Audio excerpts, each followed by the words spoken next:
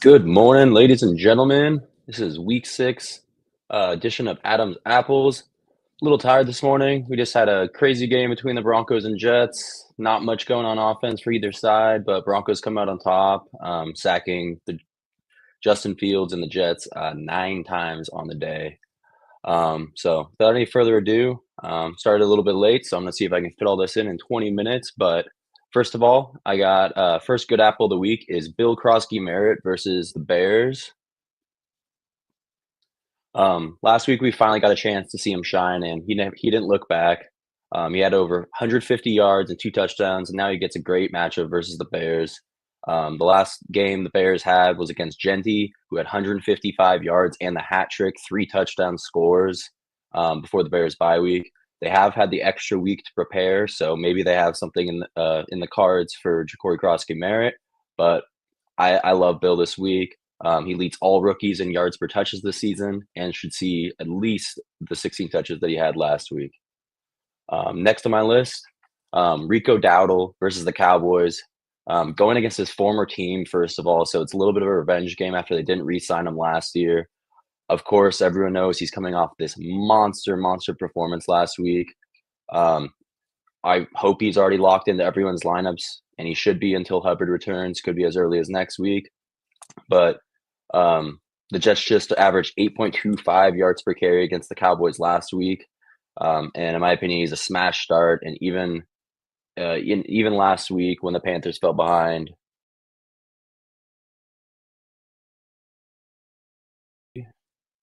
wrong button. Yes, so get Rico Dowdle in there. Even when they fell behind early to the Panthers last week, 17-0, they stuck with the run, and it paid off with a huge comeback as Dowdle absolutely terrorized the Dolphins in the second half and just had so many yards after contact. Next on my list, next good apple is going to be Tucker Kraft versus the Bengals. The scoring opportunity should be there, should be abundant against the Bengals' bottom 5 defense. The Bengals are allowing the 4th most catches, 2nd most yards, and are tied for the most touchdowns allowed to tight ends. Laporta last week just carved them up for 92 yards and a touchdown. And I'd start Tucker Kraft with confidence. I'll pull up my tight end rankings real quick. I got him coming in right there at tight end 5, right behind Laporta this week. So start Tucker Kraft with confidence. I don't think he'll be disappointed. Like I said, it should be a high-scoring affair, and he should be very, very involved as one of their most dynamic guys. Next on my list is Matthew Golden. He didn't make it in my top 20, but he's going against the Bengals this week. The last game for the Packers before their bye, he was using the slot much of the game in week 4, 75% of the time. So they used him in a different role. I think he's really going to excel in that type of role going forward. So assuming they have the same game plan, which I think it will be, it should be a great start for him. He set career highs in targets with 6, career high catches with 5, and career high 58 yards. The Bengals, on top of that, give up the 3rd most yards and 8th most receptions to the slot receivers this year.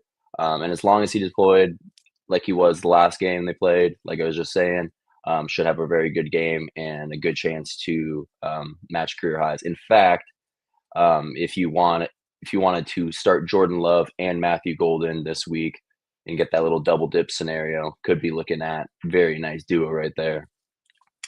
Next on my list, this is going to be more of a deep league play, but the Patriots just put Antonio Gibson on IR this week. So I got Travion Henderson versus the Saints as a deep league play. So we're talking definitely 12-team leagues, maybe even 14-team leagues. But you could do a lot worse than Henderson this week. I hope they finally unleash him. Like I said, Antonio Gibson was placed on season-ending injured reserve, and then now it's just the turnover-prone Stevenson that he has to deal with. Hopefully, Vrabel doesn't frustrate us again, but we'll see what happens. It's only going to take a couple touches from Henderson, potentially just take one to house. And when you just look at the raw numbers, he is getting a pretty even split with Ramondre Stevenson. So now you don't have to have 3rd running back to worry about. For that reason, I think he's a good one in a deep play. Yeah, and the Patriots, in my opinion, should look to control the game and not risk turnovers versus the Saints. After the Saints forced 2 turnovers, came up with their first victory last week. Moving into my sits, actually cruising right through this. T. Higgins versus the Packers. He just has not done much this year so far. He could have better days ahead with Joe Flacco at quarterback, but I don't think that starts this week. He's only broken 50 receiving yards once this year and has yet to suppress 3 receptions in any game this year. So very surprising from T. Higgins so far this year. The Packers defensive line should be very hungry to prove that the Packers are still among the NFL's elite. And to make matters worse, the Bengals offensive line is one of the worst in the NFL. So could be a big game for Micah Parsons and company. In my opinion, this makes Higgins especially volatile as a downfield weapon. If Joe Flacco without the mobility, if he's not able to have a clean pocket, I would not expect T. Higgins to do much this game, as he's primarily used as an outside deep target. Keep him on your bench unless you have no other options. Next on my list is Mark Andrews versus the Rams. Again, this is my next bad apple. It's my another sit. He's only running a route on 61% of the Ravens passing plays since Isaiah Likely came back. And yeah, run much less routes since Likely's return. And to make matters worse, Lamar Jackson will be missing another game. So who do we have? We got Cooper Rush throwing in the ball. He was so bad last week that they were looking for any type of options to play instead of Cooper Rush. He is still getting the start, but for that reason, and also with Isaiah Likely coming back, keep Mark Andrews on your bench. He has only had one game. It was a monster game, but until we see it again, it's a very, very risky play. But if you're going for full upside, I guess you could do worse. But pull up my tight end right here. As you can see, he falls out of the top 10. I like guys like Njoku, Pitts, Waller, even a couple more that I would play over Mark Andrews this week. So again, you might be forced to play Andrews, but if you're in a redraft league, you could probably go find someone on the wire that's going to be better. I don't like Juwan Johnson this week either, but still he could end up as a better option than Mark Andrews. I would start Juwan Johnson over Mark Andrews still. Next, we got DK Metcalf versus the Browns. He is coming off of his best game of the season, but he's really struggled this year against man coverage to the tune of just 0.69 yards per route run. The Browns actually run man coverage more than anyone in the NFL. It's kind of a dying look, dying package in the NFL, but they employ man coverage on 46% of their snaps this season, which is the highest in the NFL, as I said. His target share drops from 23% to 11% when he's facing man coverage this year. So he doesn't possess much upside. He's DK Metcalf. He can always break a long one, but I don't like to play for a guy getting one catch and hoping that he breaks a long one. I don't think the volume is going to be there. So for that reason, his upside cap, like I said, unless he breaks that long one. So to me, he's a low end wide receiver 3 or even flex play at best, and a player I'd really avoid unless you have no other options. One of my very good rosters, I'm leaving him on the bench for better options. I'm starting Xavier Worthy, I believe, over him. Next is Alvin Kamara for the next bad apple of the week. Alvin Kamara this week's going against the Patriots. He's been solid this year, Kamara, but not his usual spectacular self. Patriots have a top 5 defensive line and are coming off a win versus the Bills, where they held the dynamic James Cook in check. Kamara has only averaged 9.1 PPR points over his past 3 games, and Kendre Miller has also been cutting into his workload as well, and honestly looked like the better running back between the tackles.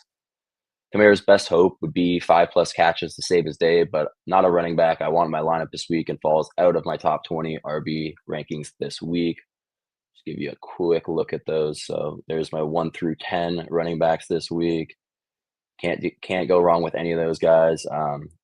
And I already mentioned Dowdle earlier. He comes in as my RB10 this week, so make sure you have Dowdle in there. And there's 11 through 20.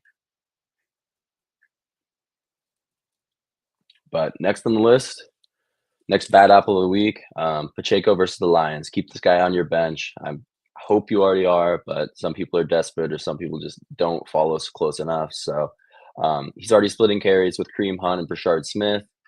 Brashard Smith's really cutting into that receiver workload, which gives him that extra PPR upside. Kareem Hunt is basically stealing all of the goal line carries. He had 2 touchdowns in the red zone last week. So for that reason, I just don't see any upside with Pacheco. Yeah, can't be trusted until he shows more reliable usage, even though he has started to look a little bit better in recent weeks. But when you got the rookie Brashard Smith, and then you got that wily vet Kareem Hunt that we know they trust. Last year they used him in the playoffs when they were bit by the injury bug, but now everyone's healthy and they're still using Kareem Hunt and now the rookie Brashard Smith over Pacheco in quite a few scenarios. Next on the list, mentioned Juwan Johnson earlier. I would still start him over Andrews, but he's another guy that lands on my sit list this week. Juwan Johnson versus the Patriots. Falls outside of the top 12, and his early surge has come to a grinding halt recently. Put those tight end rankings back up real quick. Bear with me. But now we got Foster Moreau and Taysom Hill back in the fold. So Johnson's snap totals have taken a bigger hit.